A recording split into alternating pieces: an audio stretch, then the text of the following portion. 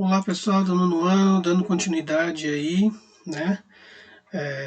No vídeo 2 agora, falar um pouco sobre a região dos Balcãs, países da antiga Iugoslávia, né? Os países da antiga Iugoslávia, vamos aí ver que possui uma origem eslava, né? De uma etnia eslava, apresentou, né? Durante sobre os domínios aí do socialismo uma grande complexidade étnica, né?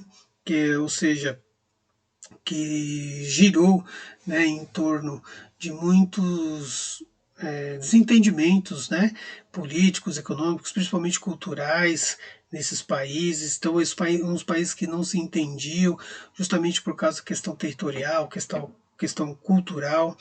Então, diante aí do fim, né, do domínio socialista, tinha a questão também da ideologia socialista dominando politicamente e economicamente, né?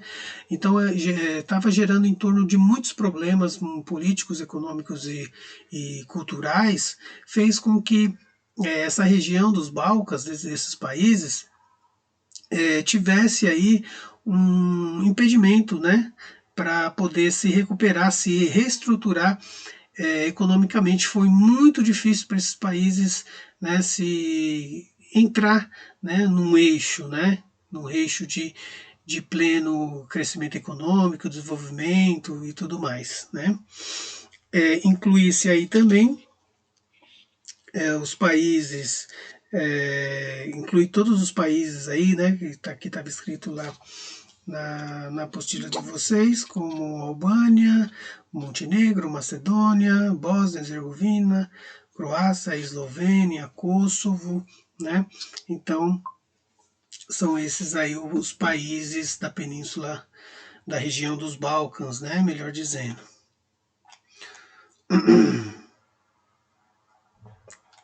E aí a gente vai para a próxima página. Vamos ver a questão da Bulgária, né? E da Romênia, né?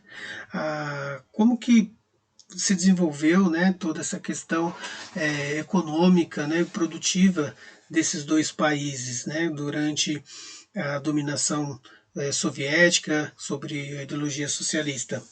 Bom, Bulgária e Romênia estão localizados nos Balcãs, né, estiveram muito tempo sobre o regime socialista e mantiveram aí uma política em total independência durante esse período, né? Principalmente o período pós Segunda Guerra Mundial também, né? Com a Guerra Fria, a gente vai ver muita coisa isso em história, né? Então, esse período de Guerra Fria que se desenvolveu, né, até 1989, uma política de enfraquecimento do regime e o fim da guerra. Os dois países aderiram à economia de mercado, ou seja, os países na Guerra Fria passavam por um problema de instabilidade econômica e política. Quando surge, né, o fim da Guerra Fria, a disputa ideológica entre Estados Unidos e União Soviética, eles conseguem aderir à economia de mercado, ou seja, se inserir no mundo para vender os seus produtos, né?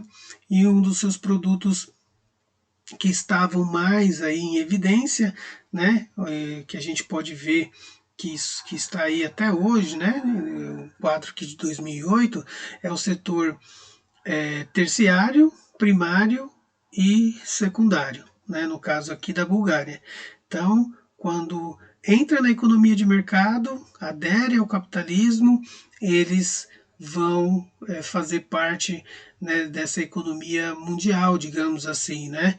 E esses setores aqui que vai se destacar como um dos mais produtivos para a Bulgária. O outro é a Romênia, também em 2018, mesmo processo da Bulgária, quando termina a Guerra Fria, se inserem na economia de mercado, eles vão estar aqui diante dessa expressão produtiva, né, desses setores aqui, primário, secundário e terciário, certo? Destaque para uma grande produção, né, principalmente na questão da indústria, né? e também nos setores de investimento de tecnologia, né? A indústria de tecnologia. Depois vamos ver os países da Planície Central. Então, região da Planície Central, que no caso aqui eles foram palco dos conflitos entre os exércitos russo e o exército alemão, estando completamente destruído no final da Segunda Guerra Mundial. Passou por uma adoção do regime socialista, né? Então a gente está aqui dentro do contexto da Segunda Guerra Mundial. Então os países da Península Central tiveram também muitos problemas aí políticos e econômicos e sociais. Bom, agora a gente vai entrar aqui dentro do contexto da pós-Segunda Guerra Mundial, né? Vamos aí abordar essa questão, né? A cortina de ferro e as influências das forças soviéticas, o título aqui, né? Então, o que quer dizer isso aí, pessoal? A expressão cortina de ferro designa a separação ideológica e posteriormente física e militar estabelecida na Europa após a Segunda Guerra Mundial, né? Durante a Guerra Fria. Então, a cortina de ferro vai ser um conflito ideológico, econômico, militar entre União Soviética e Estados Unidos que gira em torno das duas ideologias socialista e capitalista, né? Então,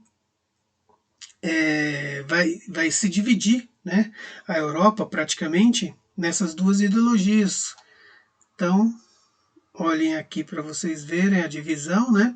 Então, do lado aqui direito a União Soviética, regime socialista, e aqui os países em verde, liderado pelos Estados Unidos, economia capitalista, né? Então, a cortina de ferro é relacionada a essa divisão aqui política, econômica e social, né? E aí a gente chega aqui o outro título, subtítulo, né? Incorporação do leste europeu ao bloco soviético. Então, com essa divisão, né, ocorre aí o seguinte: os países, né, que estão dentro ali do contexto mais próximo, né, os países do leste europeu vão sofrer uma interferência soviética, né? E aí, no caso, até a incorporação do leste europeu ao bloco soviético, né, a gente pode ver aqui, ó. Então, aqui, o leste europeu incorporou a região aqui da União Soviética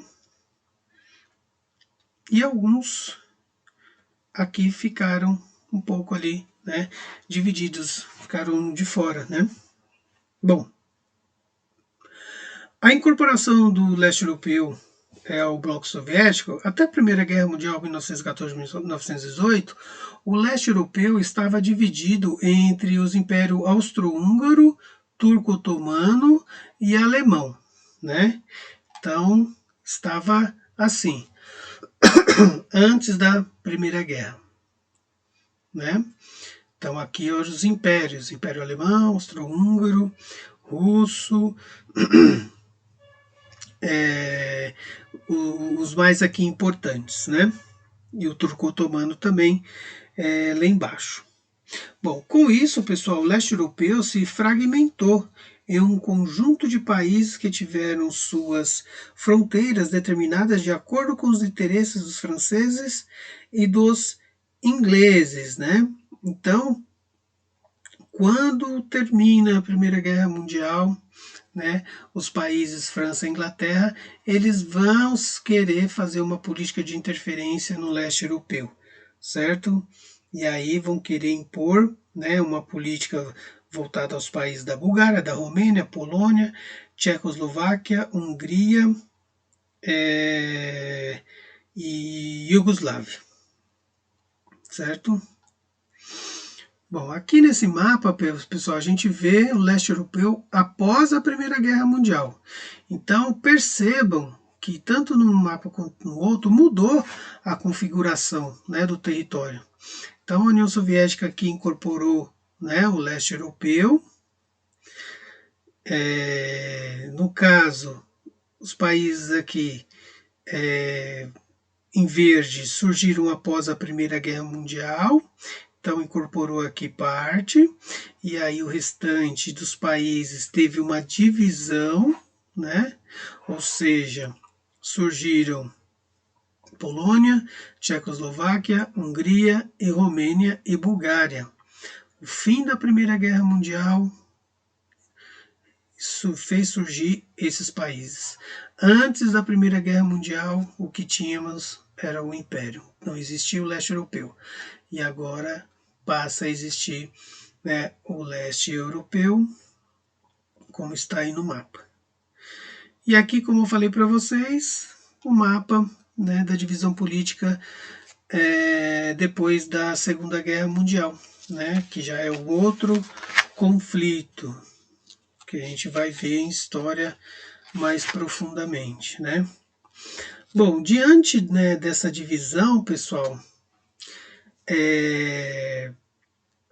política ideológica, né, em torno das ideologias capitalista e socialista, dentro dos países que tiveram, né, aderiram à política socialista, muitas coisas estavam sendo geridas lá de uma forma onde os países do leste europeu não estavam aceitando, né? Então, a estratégia de coesão ao bloco soviético tinha diversas contradições internas. Elas fizeram com que sua estratégia fosse bastante questionada. Surgem alguns levantes populares que foram violentamente reprimidos. Então, o que estava acontecendo na União Soviética e a administração feita pela ideologia soviética em torno do socialismo estava indo contra o que a população estava querendo, né? Estava querendo seguir. Ou seja, muito autoritarismo, né? Uma política econômica que não crescia, muito atraso tecnológico, né? No sentido de não se comparar à potência dos países capitalistas, né? Então houve uma série de conflitos, uma série de revoltas internas, né? No bloco dos países do leste europeu, dentro sobre o domínio da União Soviética socialista, que aí vai desencadear uma série de conflitos, né, internos. A população se revolta na Hungria, na Polônia, em Praga, também na Polônia eu falei, enfim, em vários países, né, do leste europeu, que eles vão questionar o regime, né, socialista e o governo. Eles vão lutar por quê? Por democratização, por liberdade, né, por melhores condições de participação política e tudo mais, né? E o que faz então o governo socialista? Ele reprime, né? A União Soviética reprime fortemente, coloca os tanques de guerra na rua e impede, né, os levantes populares, né? Mas a população ela vai ganhando cada vez mais força e vai fazendo com que o regime socialista ele vai entrando em desgaste, né? Tanto é que chega no século XX, né, ocorre uma instabilidade, a fragmentação do território no fim do século XX, ou seja, o leste europeu ele vai ser novamente, né, passado por uma questão de desentendimento interno, de conflito interno, né? Então a gente vai ver que vai ocorrer o fim do socialismo, de tanto as pessoas reivindicarem democracia, né, liberdade. Então elas vão lutar por isso e o regime socialista vai entrar em desgaste. E aí a União Soviética, né, surge o fim do socialismo da União Soviética e dos regimes socialistas no leste europeu, certo? Então, a gente entra aí na década de 1990, ela foi marcada nessa região por acontecimentos políticos, econômicos, né, muito forte, bastante conflituoso, o que desencadeou, né, entre os limites territoriais, né, houve aí uns certos desencontros nos limites territoriais e as identidades nacionais existentes desde a Primeira Guerra Mundial geraram violentos conflitos separatistas causados por diversas fragmentações entre os países. Então, os países novamente passam por uma turbulência política, certo? Pessoal, vamos ficar por aqui e vamos para o vídeo 3. Aí terminamos.